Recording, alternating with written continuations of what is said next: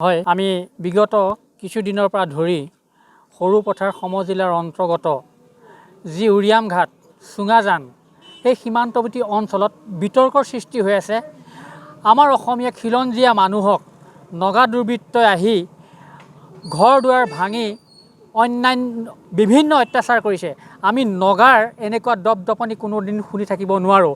আমি অসমীয়া যুৱ মঞ্চ আজি গোলাঘাট জিলা সমিতিয়ে সৰুপথাৰ সমজিলা আয়ুক্ত মহোদয়ৰ যোগেদি আমি মাননীয় মুখ্যমন্ত্ৰী মহোদয়ক এক স্মাৰকপত্ৰ প্ৰদান কৰিছোঁ যে এই যি নগা আগ্ৰাসনী ব্যৱস্থা চলি আছে সীমান্তৱৰ্তী অঞ্চলত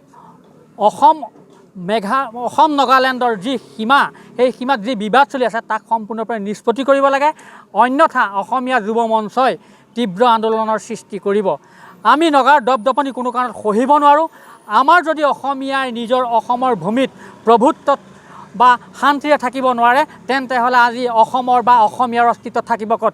সেয়েহে আমি অসমীয়া যুৱ মঞ্চই তীব্ৰ ভাষাৰে গৰিহণা দি নগা লোকক অতি শীঘ্ৰে কঠোৰ ব্যৱস্থা ল'বৰ কাৰণে অসম চৰকাৰ তথা কেন্দ্ৰীয় চৰকাৰক আমি আহ্বান জনাইছোঁ।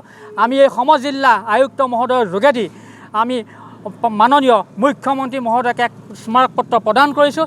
যি সীমাৰ বিবাদ চলি আছে সেই সীমা বিবাদ নিষ্পত্তি কৰিবৰ কাৰণে অসমীয়া যুৱ মঞ্চই অনুৰোধ জনাইছে। অন্যথা আমি নগাৰ দপদপনি, নগাৰ অত্যাচাৰ কোনোদিন সহিব নোৱাৰোঁ। সিদিনালৈকে চুঙাজানত আহি তেখেতসকলে লোকপিয়ল কৰিছে। আমি এই লোকপিয়ল মানি ল'ব নোৱাৰোঁ, কাৰণ অসমৰ ভূমিত অসমীয়াৰ প্ৰভুত্ব সদায় সিঁচৰিত হৈ থাকিব লাগিব। অসমীয়াৰ জীৱিকা এই অসমৰ ভূমিতেই থাকিব লাগিব। এই সমজিলাৰ যি সীমা বিবাদ চলি আছে সেই বিবাদ নিষ্পত্তি হ'বই লাগিব, অন্যথা অসমীয়া যুৱ মঞ্চই তীব্ৰ আন্দোলনৰ সৃষ্টি কৰিব। ইয়াকে কৈ আজি আমি অসমীয়া যুৱ মঞ্চই মাননীয় মুখ্যমন্ত্ৰীক এক স্মাৰকপত্ৰ প্ৰদান কৰিছোঁ।